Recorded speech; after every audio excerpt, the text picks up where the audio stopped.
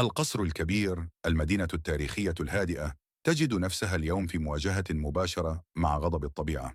في الساعات الأخيرة عاشت الساكنة لحظات عصيبة بعد أن تحولت الشوارع إلى أنهار واجتاحت المياه المحلات والبيوت. ومع كل قطرة مطر تسقط يعود السؤال الأزلي: هل ما نعيشه هو مجرد كارثة طبيعية فوق طاقتنا؟ أم أن صرخة البنية التحتية المتهالكة هي التي تغرقنا قبل المطر؟ لغة الأرقام هنا تتحدث بصوت أعلى من أي تحليل، فقد سجلت المنطقة تساقطات وصلت إلى 120 مليمترا في حيز زمني ضيق. لكي نفهم خطورة هذا الرقم يجب أن نعرف أن هذه الكمية تمثل ما قد يسقط في شهور، هطلت هنا في ساعات.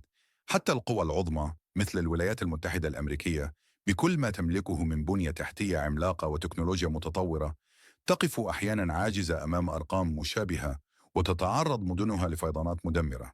فالطبيعة عندما تضرب بهذا العنف تتجاوز قدرة استيعاب أعتى الأنظمة الهندسية.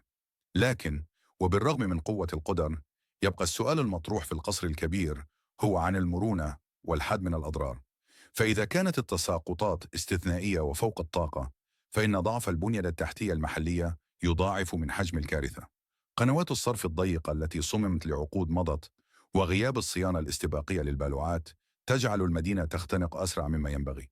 التحدي ليس في منع المطر، بل في امتلاك بنية تحتية تتنفس وتخفف من حدة الصدمة المائية.